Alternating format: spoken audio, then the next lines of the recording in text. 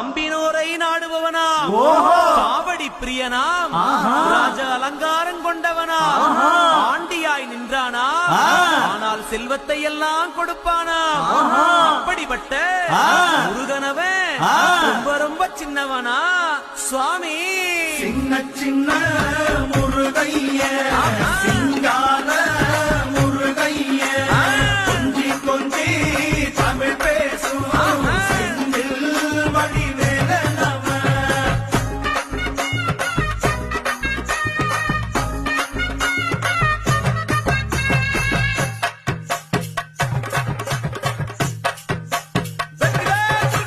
நெற்றி கண்ணில்